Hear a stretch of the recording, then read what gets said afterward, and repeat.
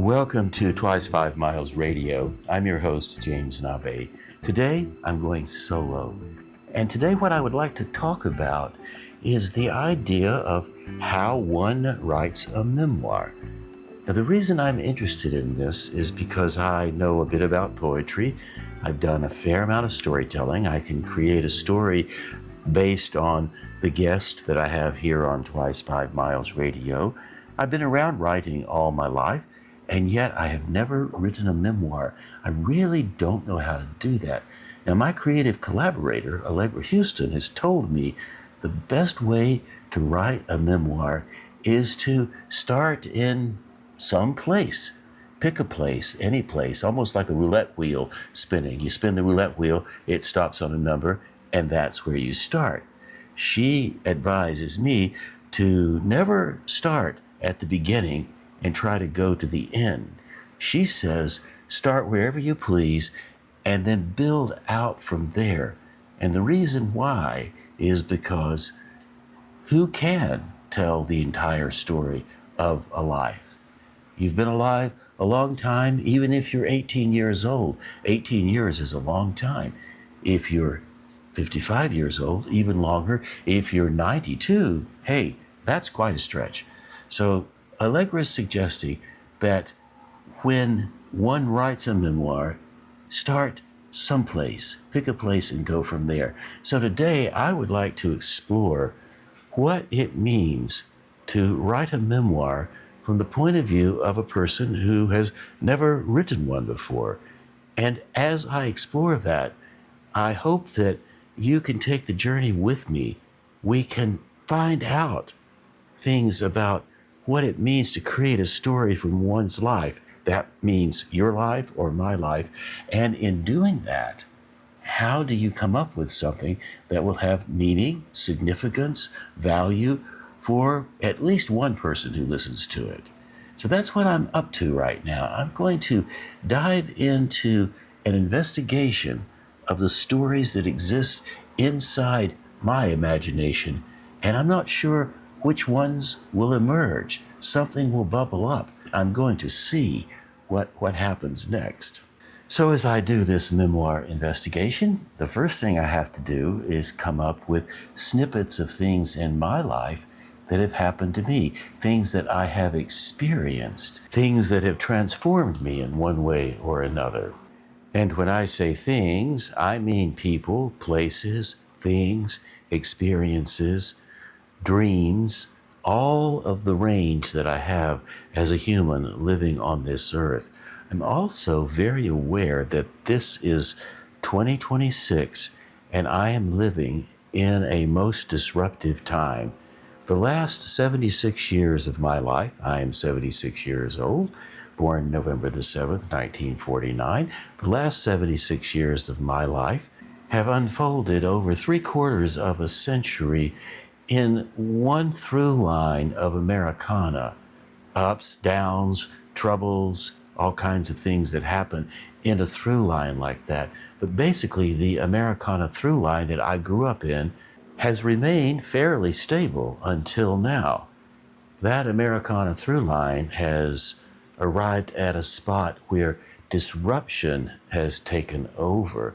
So my Americana through line, as I said, started November the 7th, 1949 at Biltmore Hospital in Asheville, North Carolina.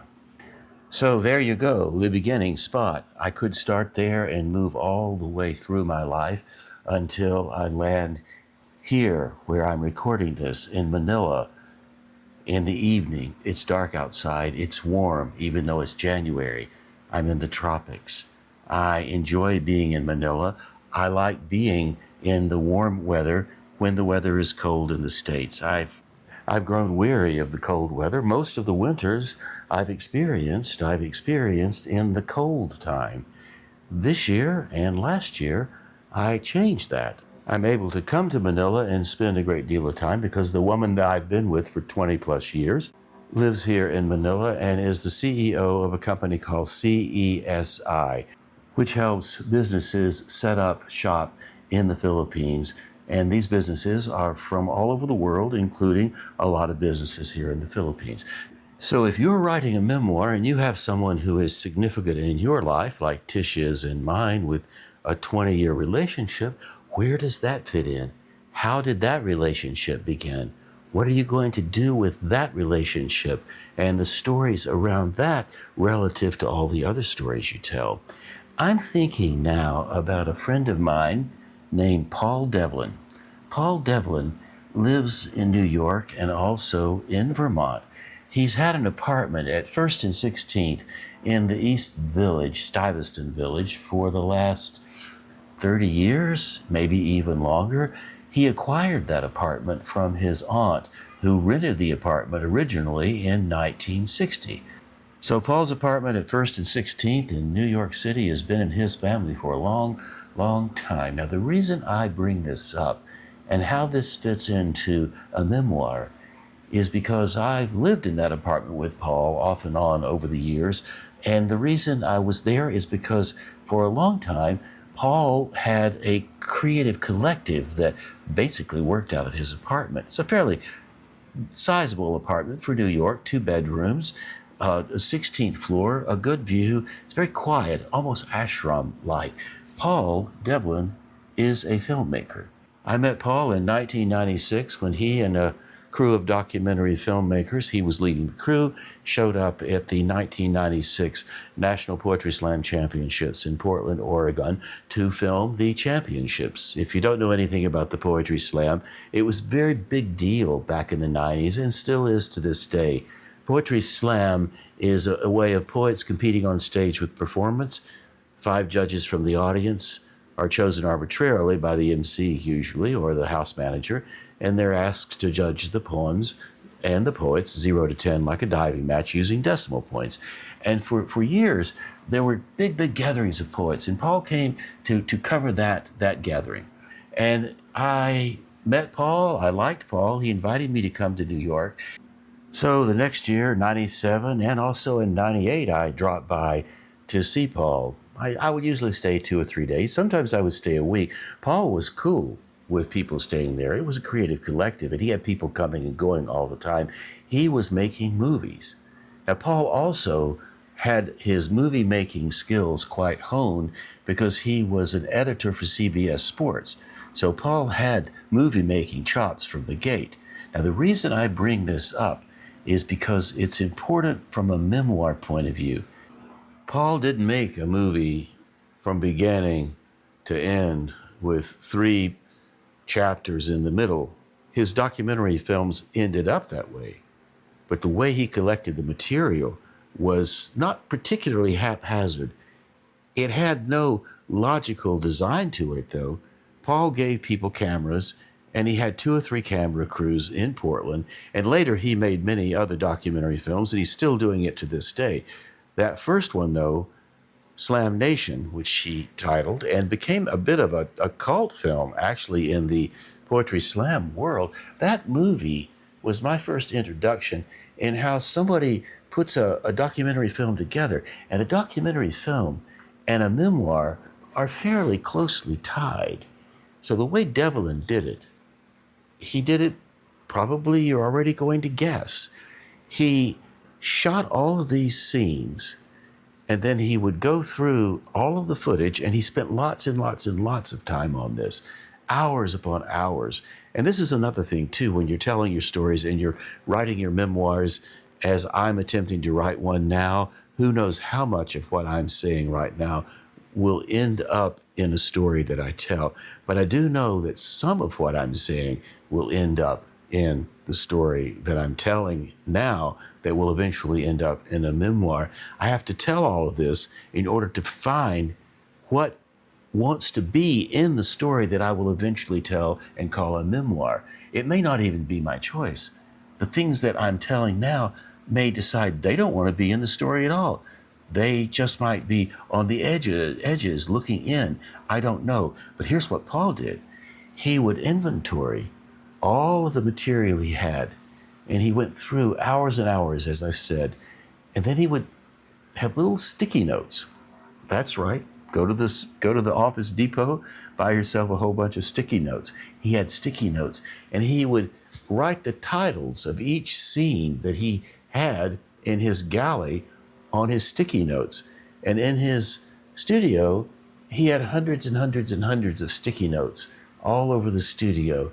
And I would watch Paul as he leaned back in his chair and he would stare at those sticky notes like he was some investigator at a crime scene. You've seen these movies before.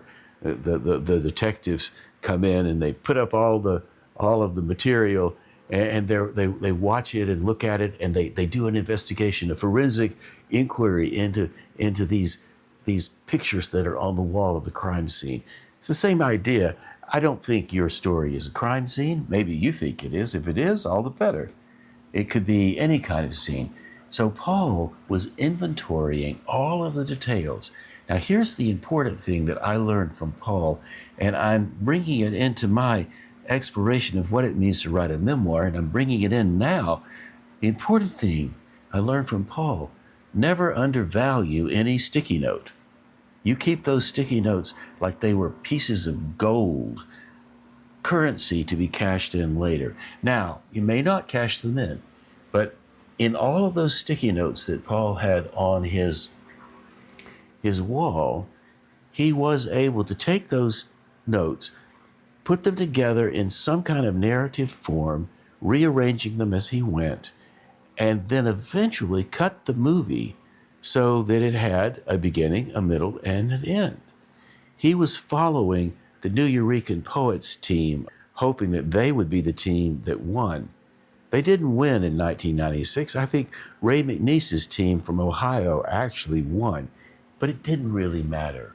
What Paul was able to do, he caught all of these stories that were happening throughout that week, and he managed to do an inventory and put those stories up. So each story that was told in Slam Nation became a building block for the entire story, called Slam Nation, the narrative of a week in the life of a whole bunch of wild and woolly poets who were young and vital and revolutionaries, all gathering in Portland, Oregon in 1996. So here's a little tidbit that I might include in my own memoir story.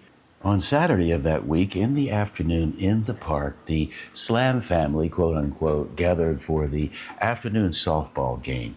I was in charge of serving the hot dogs. So folks would come up, order a hot dog. I would put it on a bun, slap some mustard on it, put a bit of ketchup, some relish, some onions, and hand out the hot dogs. As I was busy making these hot dogs, Paul came by with his camera and he said, "Hey, make up a poem about a hot dog for me." And he put the camera on me, and I didn't hesitate. I made up a poem about a hot dog. It was a terrible, terrible poem. It kind of sort of rhymed. I was really nervous. I was on the spot. I didn't quite know what to do, but I did do the hot dog poem. I thought, well, there you go. That will never be in the movie. Well, you guessed it. Paul put the hot dog poem in the movie, not because it was a good poem, but because it was a terrible poem. It was a good example of somebody just throwing something out with no thought at all. It also worked because I was passing out hot dogs. The hot dogs are much more popular than my hot dog poem. That said, even now in 2026, you can watch Slam Nation and catch my hot dog poem. So even though the hot dogs were more popular, my terrible poem has endured all these years. So when Paul was assembling all the scenes from his week-long shooting in Portland, he didn't have a story. He just had scenes.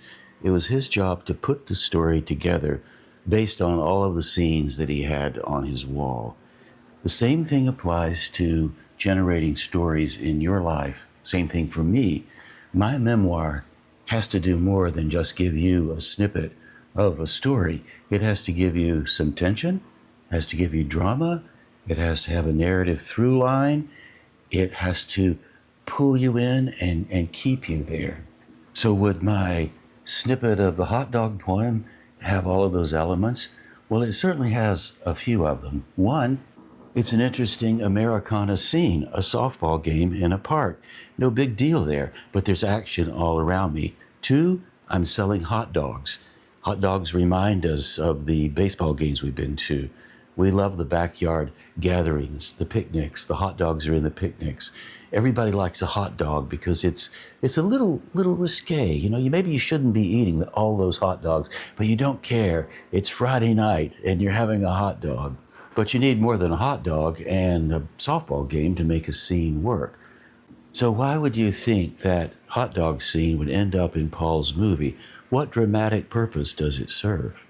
Number one, it establishes a poetic sensibility around hot dogs. Number two, it communicates that not every poem is a winning slam poem. Number three, I failed. I blew it. When Paul put that camera on me, I felt important. I wanted to show off. I wanted everybody to see how smart I was. Holding the hot dog in my hand, trying to improv a hot dog poem, I completely, utterly failed. It was a terrible poem. It served the narrative because it established that not all poems at the 1996 National Poetry Slam Championships were well-rehearsed 3-minute poems that will bring 1,000 people to their feet cheering after the poem is over. Most of them, or a lot of them, were like my hot dog poem. People just trying to make something happen. The drama there was my nervousness, my flub, and yet it was done with humor. It had a light heart to it, and it made it in the movie. So when you are doing your inventory of the life that you have led and the stories that you might consider putting into a longer narrative, a memoir, it's important to trust the things that bubble up. They come for a reason. Like I said earlier, they choose you as much as you choose them. It's a bit like they raise their hand. They're in the corner. Hey, include me, include me. Hey, here I am, the hot dog poem. Talk about the hot dog poem in this podcast. The hot dog poem wants to be recognized right now. You can trust that more than you might think. Your creative intuition, your imaginative intelligence, that mysterious part of you that brings things out in the shower, there's great value there. And when you're thinking of telling your story, writing it down, or just telling bits of your story to people as you go through your day, or maybe at a party when somebody asks you to tell them how you fell in love or how you fell out of love, you can trust the scenes that bubble up. Every scene, if you take a closer look at it, will have some kind of dramatic tension, something worthy of including in a story, something that will keep somebody's attention, something that will make the listener or the reader sit there, lean in, and think, what's going to happen next? That's always the question to ask when you're writing a story or telling a story, whether it's a memoir or a moth story on the stage, or you're writing even a poem. What's going to happen next? As I was exploring Paul's sticky notes and thinking about the National Poetry Slam Championships in Portland, what's going to happen next was also on my mind. What do I want to offer now? And then it came to me. My creative collaborator, Allegra Houston, and I mentioned her earlier because she's the one that's encouraging me to write a memoir. We wrote a book titled Write What You Don't Know. The don't know part is really key because there's so much you do know, or at least you're aware of, and there's so much you don't know, or you still have it, you just aren't aware of it. So in this book, in session 9, there's no story if nothing changes. There's an interesting prompt, and the prompt is called The Disturbance of an Equilibrium. And this is where you get your story ideas. This is where the stories come from. The disturbance of the equilibrium at the hot dog stand in Portland was when Paul walked up and put the camera in my face. I was no longer making hot dogs and having a grand old time just shooting the breeze with my poet friends. I was on camera. That's a disturbance of an equilibrium. That's where the story starts. So with that in mind, I'd like to read the first 2 paragraphs from the prompt titled The Disturbance of an Equilibrium. An air conditioning unit crashes onto the sidewalk in front of you. It disturbs your equilibrium. Though you could just walk around it, let the adrenaline subside, get on with your life. But what if it hit the person in front of you? What would you do next? The moment when an equilibrium is destroyed is a potential start for story, because it sends the people in the story on a quest to restore balance. Humans are order-making creatures. When an equilibrium is destroyed, we search for a new one. And when we find it, we breathe a little easier. That's what ends the story. So if you're thinking about writing a memoir, as I am, and you're not sure where to go, as I'm not sure where to go, the tension is the story. Not necessarily the air conditioner dropping out of the window and hitting the sidewalk in front of you, but there's a tension there, an uncertainty. The question sits, will I find what I need to find as I do this inventory of my life and try to put a memoir together? I will say right now, I'm not sure if I will find it. I don't know what stories to put together. I'm not sure what to do with it, other than to tell you what I'm telling you right now and then move to the next beat and the next beat. Maybe that's enough. Maybe the tension of me searching is all we need. Maybe the tension of you searching is all you need. What are we searching for? What will we find? How will we put the story together? I still don't know, but I'm looking right now for the answers. Another thing to remember when you're telling your stories, when you're writing your memoir, writing your stories down, however you're getting them out there in the public, transformation. I know people use that word all the time. I'm going to transform myself. This is a transformational experience. Well, we are transforming all the time. And if that is true, then how do we tell a story that also includes that evolution? Another question I'm asking, another question you might ask if you're writing a memoir. And even though we're looking for tension, we're looking for drama, the air conditioner falling out of the window onto the sidewalk, transformation can come in very small, subtle ways. It doesn't have to be a big tsunami of action. It can be something very small that not only transforms you as you realize into it, it transforms the reader or the listener as they experience you explore in your own transformation. It's like the storytellers all gathered around the fire. Each person tells a story, and every story they tell, every stick they put on the fire, every sparkle that rises off the flames is part of the transformation of that gathering. So, as an example of a piece of literature that has the transformative aspects to it, here's a poem by John Crowe Ransom titled Janet Waking. It's a very simple story. A little girl named Janet owns a chicken named Chucky. And here's what happens. Beautifully Janet slept till it was deeply morning.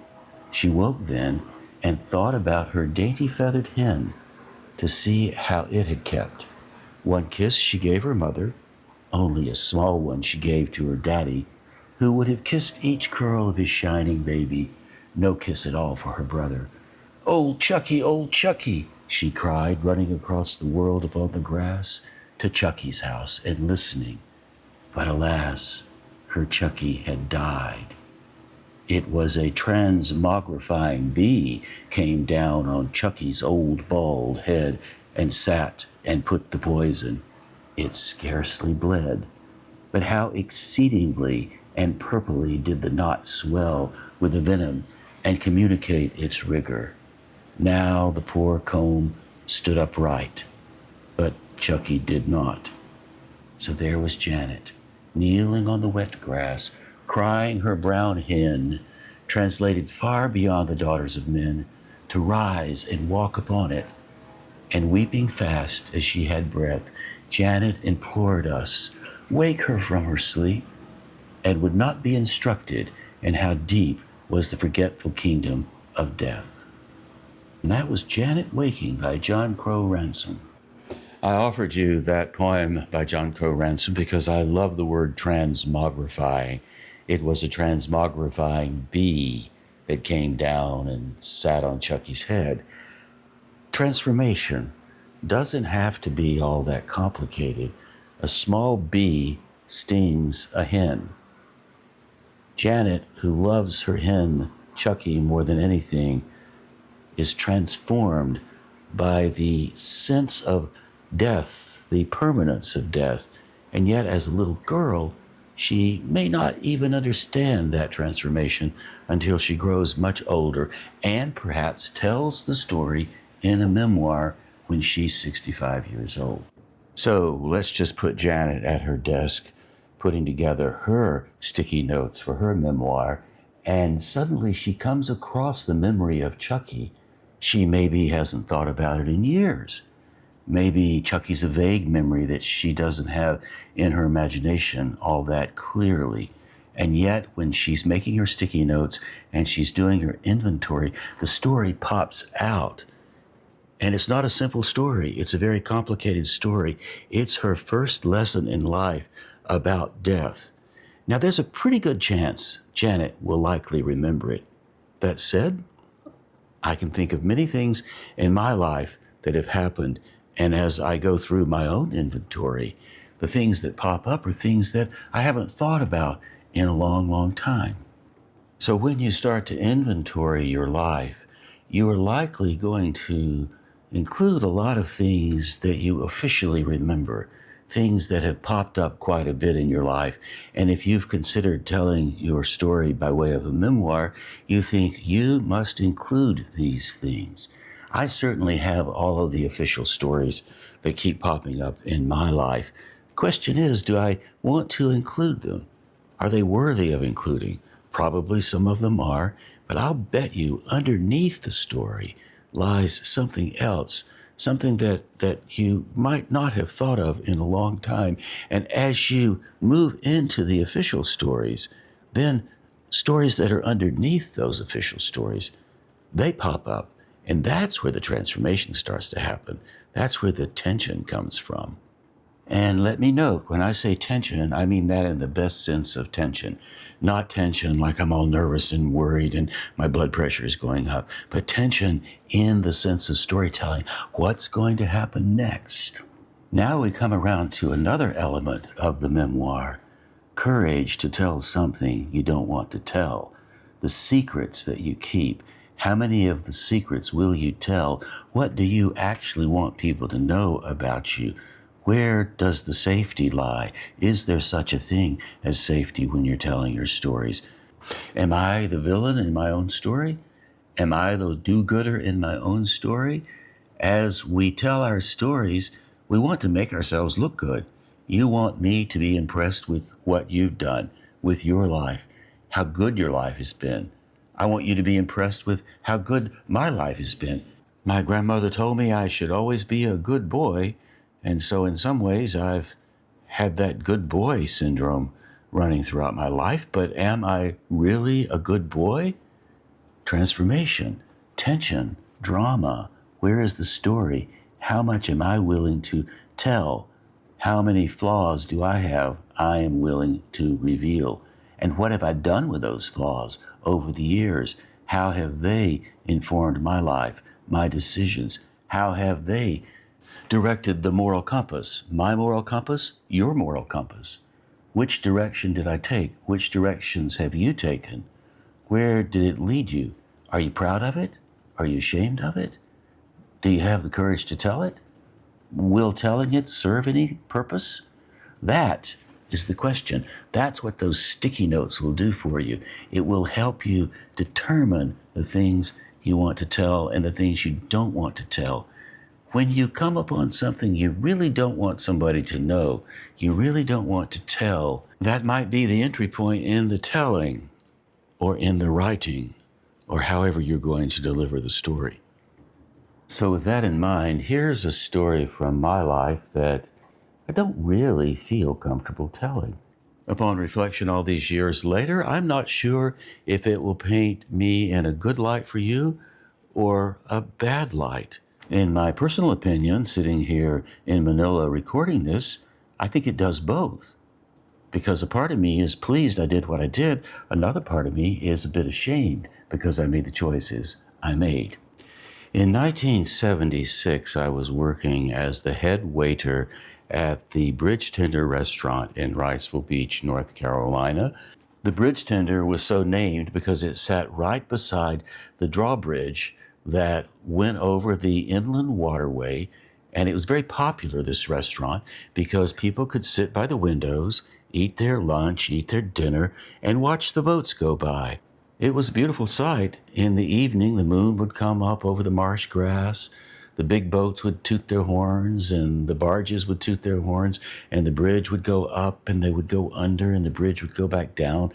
The little sailboats, the little motorboats, didn't need to have the bridge go up for them. They just went right under.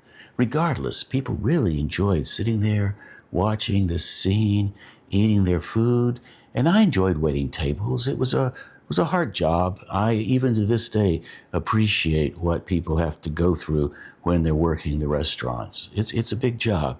But I was young. This was 1976. I was 26 years old. Not much direction in my life. I didn't know what I was going to do next, but we were earning some bucks, living at the beach, and basically having a pretty good time. It was customary to work 3 lunch shifts and 4 dinner shifts. Of course, the lunch shifts made less money. The dinner shifts were more lucrative. Back in the day, you could clear $75 to $100 a night. Maybe at lunch you would get $25 to $30. So to put it into 2026 terms, $100 in 1976 would have the same purchasing power as over $500 would have today. Upon reflection, that seems like a lot of money, but back then didn't seem like all that much. So I'm working a lunch shift, and we get a reservation for a party of 18 people. As it turned out, the president of a bank was bringing his staff to lunch, and he was making a big deal out of it. So since I was the head waiter, I took the table along with another fellow. I don't remember his name now, but we had the table together, and it was the only table we had for lunch, 18 people. So by having only one table, we could focus on the group, make sure that everything was taken care of, and they had a good time. And we did that. The lunch lasted for a couple of hours, maybe more. The thing that I noticed about the president of this bank, he was a very self-important fellow. He postured, he bragged, he held court. The people who were there with him had no other choice than to nod, to listen, to agree. I couldn't tell if he was putting people down or not, but it got under my nerves after a while. I thought, man, this guy is overdoing it. He was beginning to bug me, and he was being patronizing. Oh, let me help you order this. Oh, you might want to try this. I recommend medium rare on your filet. So he was being very sophisticated, or at least seemingly sophisticated. One thing for sure, he was on a business account, and they ordered everything they possibly could. Steaks, desserts, side dishes, drinks, wine, the whole show. Middle of the day party, absolutely for sure. So the bill was going up as we were delivering the food to the table, and of course we were working for tips. So the bigger the bill, the more tip we would get. So the more the bank president ordered, the higher the bill, the better our tip. So we did recommend the good stuff, the more expensive stuff. And of course the bank president ordered whatever we recommended because he was really showing off. Bit of ego for sure. And the people around him were stroking his ego. He was used to it. And they were really having a very nice time. But the more we went through this lunch and the longer it lasted, the more tiresome he became to me. It was just an odd thing. I took it personally. I know I shouldn't have, but I did. Finally, the meal was over. Time to go back to work. I presented the check to the fellow. I don't remember how much it was. Probably over $300 at least. 18 people, you can rack up a pretty sizable bill, even in 1976. So the fellow took the bill with great flourish, and he grabbed it from me and held it high in the air for a moment. This is my memory. I may be being a bit dramatic here. And he looked at me with a very serious look on his face. And he looked up, and I looked down and smiled and was waiting for him to take out his money or pay the bill. And he said in a loud enough voice for everybody to hear, "And where do I put the tip?" He was so busy with his flourish that he actually didn't read the bill. And what he missed was that we had added a 20% tip already. Of course, you know where this one is going.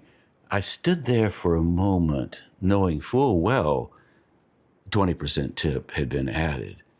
And of course, I thought about saying to the fellow, "We've already added the tip. No problem, sir. Thank you very much. We've enjoyed having you at the Bridge Tender restaurant." But you know I didn't do that because the guy had bugged me so much and he was in such a flourish. I said to the fellow, "Well, sir, you can add whatever you would like to add at the bottom of the bill, and we really appreciate it." So with a flourish, the guy added another 20% to the bill.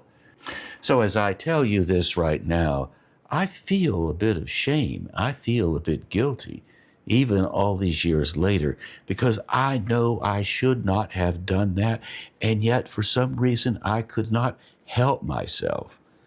So the fellow got up. He had no idea he had done it.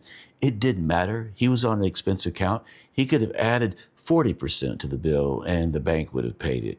The party of 18 were the last people to leave the restaurant. The shift was over. We went to the cashier's counter to cash out, get our tips, move on with our lives. And we had a bundle of money. I don't know how much that tip was, but when you put it all together, it was a really nice chunk of change. So the fellow that had waited tables with me was standing in front of me, rationalizing this thing that we had done. Basically, it was about as unethical as I could get, but I still didn't feel that bad about it. Actually, like I said, I feel worse about it now than I did then. So the fellow was rationalizing. I looked at the guy and I said, "Listen, man, there's no rationalization. We scammed this guy. We knew we had a 20% tip on that, and we let him add another 20% because we knew he would do it and we didn't say anything. So I'm going to say to you, I will split this money with you if you stop rationalizing." We basically let the guy do it, and it was straight up unethical, and we shouldn't have done it, but we did it anyway, and now we're going to keep the money, or at least I am, or I'll split it with you. And the guy looked at me and took the money. I took the money too. I put it in my pocket and went on my merry way. I doubt the bank president ever knew we had done that. But to this day, as I'm telling you this story, publicly airing it, I still feel queasy about it. It was terribly unethical. I wouldn't do that now. I would say, "The tip has been added, sir. Thank you very much." But as you already know, that's not what I did in 1976. In fact, upon reflection, now that I'm telling this story to you, now that it's out in the public, you know this about me. You know that whatever that was in me was there. And I took that action, and it was unethical, and I really should not have done it. What I realize now in telling this story, I realize I was no different than the bank president. I was riding on my own young hubris. I was being very judgmental toward this fellow who may or may not have been doing what I thought he was doing. I was projecting my own ego on him. Maybe I wanted to be the bank president. Maybe I felt unimportant waiting tables. Maybe I didn't have the kind of direction I wanted to have. And so therefore, I was taking it out on him. Now, as I sit here recording this show in Manila all these years later, I have a story to tell. Was it worth it? Did it damage my karma to the point where I'll never get over it? My grandmother, who was a devout Christian, would tell me that I'm likely to go to hell for something like that. I don't actually believe it, and yet she did. Well, there's transformation. There's tension. Certainly a bit of ethical drama. After all these years, am I still a bandit at heart? I don't think I would do it again. I say that with a little qualification. I might. I don't think so. I would hope that I wouldn't. And yet, how can any one of us predict the future? This brings me to the memoir. We are telling stories from our memories. I've told you the story about the bridge tender restaurant and the bank president. I've told you that I was unethical. In telling you this, have I transformed myself? Have I changed myself? I will say I feel nervous thinking I'm going to air this, and yet you've heard it, so you know I've aired it. And I'm glad that you know a little bit more of my story. Have I been dramatically transformed because I've told you this story? Probably haven't been dramatically transformed, but I've been changed a little bit. And being changed a little bit may be all the transformation we need to go for. Doesn't have to be some big storm roaring across the Rocky Mountains, dumping snow everywhere. It can be smaller. Doesn't have to be that much.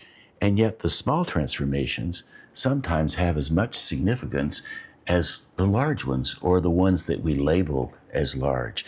There's an acting teacher in New York City. Her name is Susan Batson. And I took some acting classes from her while I was living at Paul Devlin's house in Stuyvesant. This was in the early 2000s. And Susan Batson would talk about art and what it meant to make art. And she was framing all of her discussions around actors and how an actor develops character. And she said the best way to go about making art, instead of trying to do the big stuff, when you're creating a character or making any kind of art, if you set the intention of changing somebody just a little bit based on what you've done artistically, then you can call it art. She also pointed out that other people might call it art as well. So my story of the bank president, me being a waiter, it's really an ordinary story. A lot of 20-year-olds do such stuff, and I was no different than the rest of them. I was busy trying to impress myself as much as those people around me. Did I succeed at it? Probably not. Truth be told, I wasn't all that impressed with myself. I had a lot of bravado, but I did feel a bit inadequate. Why did I feel inadequate?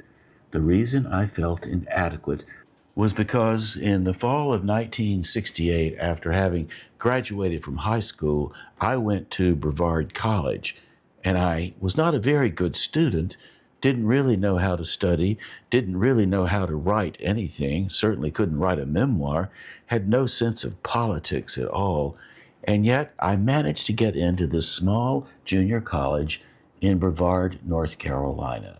We had to go to class 6 days a week, we had to go to chapel on Wednesday, and we had to go to chapel on Sunday. It was a fairly devout Methodist college at the time. I showed up there with no skills at all in studying. I'd had a bad education when I was in high school. Nobody's fault, really, just the way the structure was set up when I was going through school. And I managed to make my way through 2 years at Brevard College, but I just simply had terrible grades, and I basically flunked out. Later in my 30s, I went back to college, got an undergraduate degree in international relations, and graduated with a 3.8 average. But in 1970, when I finished my Brevard College experience, I had a 1.7 average. Basically, I flunked out.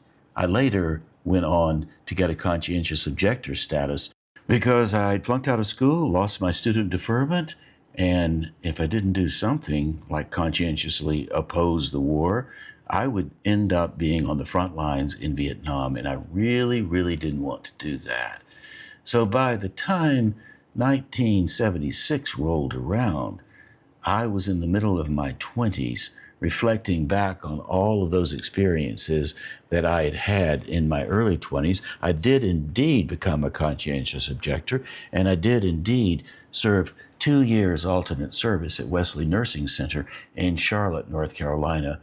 And while I was serving my 2 years alternate service in lieu of going to Vietnam, the patients, mostly men, occasionally I would help with the female patients, but mostly the men would pull me aside. These were the old fellas. my age now. I'm 76. I'm older than some of the characters I took care of back when I was in my 20s. They would say, "You've got to live. You're young. Look how young you are. Go out and do all the things that you want to do. Take the risks." And they went on and on. So I was 20 through 22 when I was serving my alternate service. And then later I ended up waiting tables, and that's how I ended up at 26 years old being the head waiter at the Bridge Tender restaurant in Wrightsville Beach, North Carolina. So now, as we are coming toward the end of our time together, you have a bit more information about my life. You might even have some ideas on what I might put on the sticky notes and put them to the wall. And yet, do I actually have a story? Is anything of significance here that could be pieced together? Why is this even important to tell? I still don't know. Here I am again, still searching, still wandering in the wilderness. But what I do know, and the frame that I'm beginning to work with, is the frame I'm calling the three-quarter century frame. 75 years. I was born November the 7th, 1949. I was born in the decade of World War II. So I entered the 50s as a baby. And I have now moved through 75 years of Americana. I have watched all of American history unfold. I have participated in it. I've been alive in the culture. I've traveled 2 million miles across America. I've been all over the world exploring different cultures. I still keep coming back to Western North Carolina, which is my birth home, deep in the great Appalachian Mountains. I say my art home is Taos because I've spent a lot of time in Taos, but that relationship with Taos, New Mexico, where this show airs every week, started when I was 45. My relationship with the Appalachian Mountains started when I was just born. So I was a newborn native of the Western North Carolina region. So my frame starts at an historical time when America was building out its substantial reach around the world. I participated in that build. I've watched that build unfold. And now in 2026, I am witnessing what I think is the deconstruction of what was built over the last 75 years. So I'm as much a part of it as everybody else is. I'm watching this unfold. I have no idea where we're going to end up or where it's going to take us. I'm a bit afraid. I'm a bit concerned. I'm excited.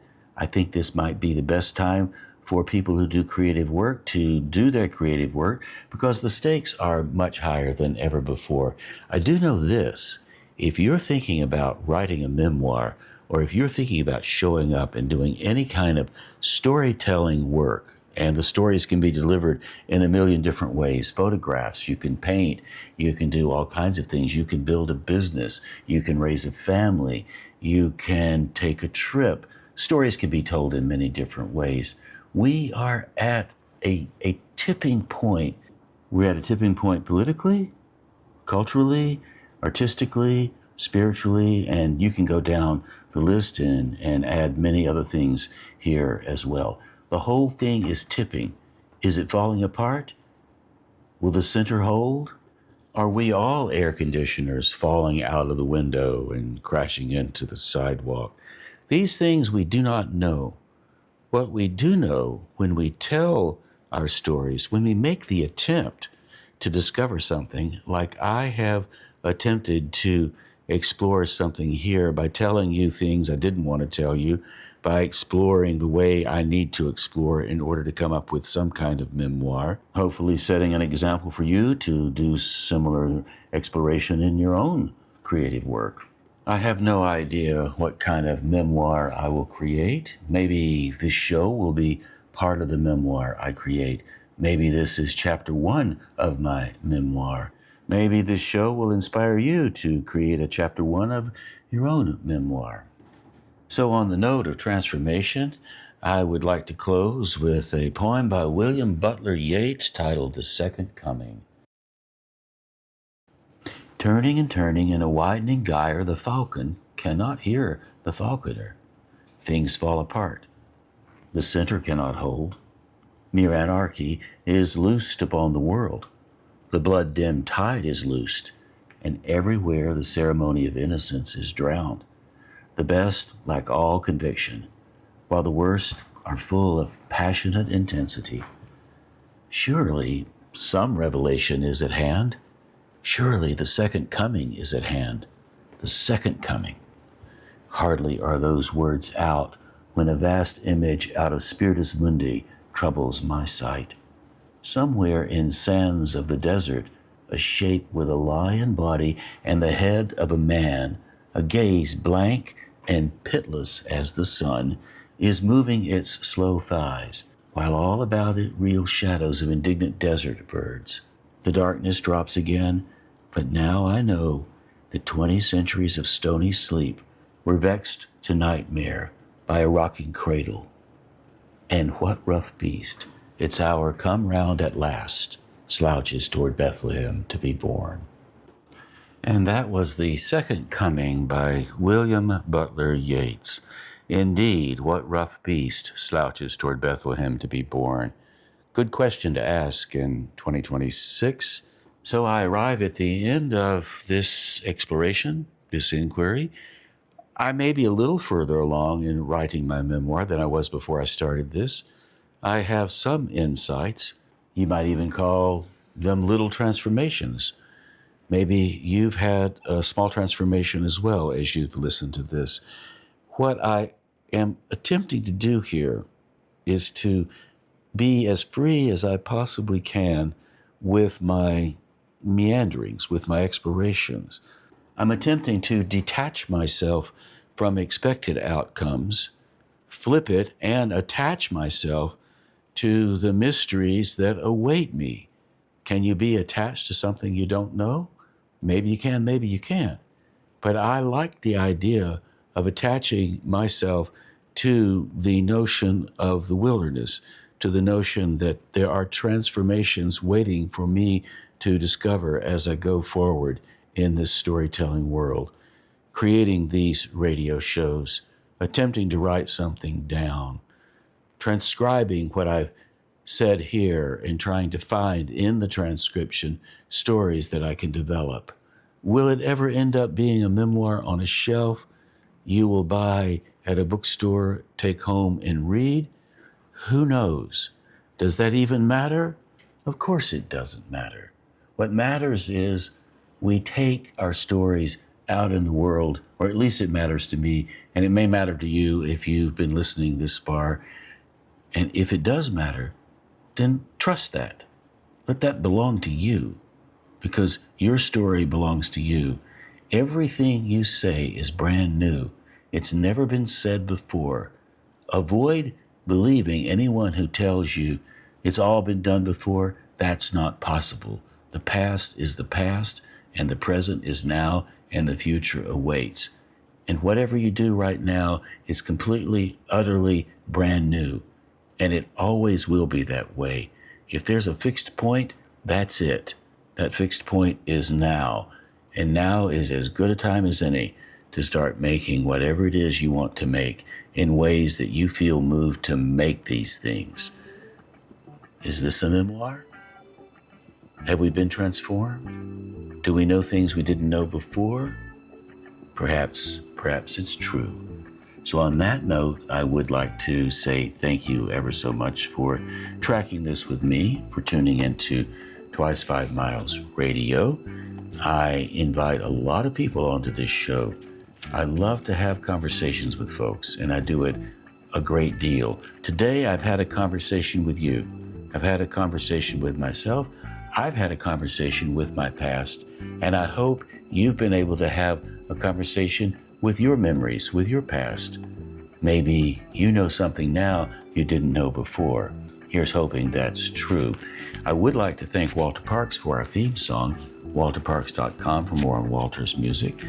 This show airs every weekend on WPVM FM in Asheville and KCEI FM, Cultural Energy Radio, in Taos. Davine Dial, thank you for managing WPVM FM. Robin Collier and Mike Tilley, thank you both for managing KCEI FM, Cultural Energy Radio, in Taos, New Mexico. I love the idea of Cultural Energy Radio. We have a lot of cultural energy. What are we going to do with it? If you do have some writing energy and you would like to indulge in an hour-long free writing gathering, I host one every week with my creative collaborator, Allegra Houston. We gather on a Zoom call and we work for an hour generating creative writing. Pretty simple. We don't edit it. We read it aloud. We talk about ideas in the course of our gathering, and everybody generates one piece of writing, and it only takes 10 minutes. So if you are in the mood to join our writing group, well, it's very easy. Just go to jamesnave.com and you will see the link to the writing group. Click it. It's a Zoom link. Guess what? You'll be there. How about that? We'd love to see you. So thanks again for tuning in to Twice 5 Miles Radio. I really do appreciate it. And I hope you come back sometime soon. And until then, I will catch you on that turnaround somewhere down the line.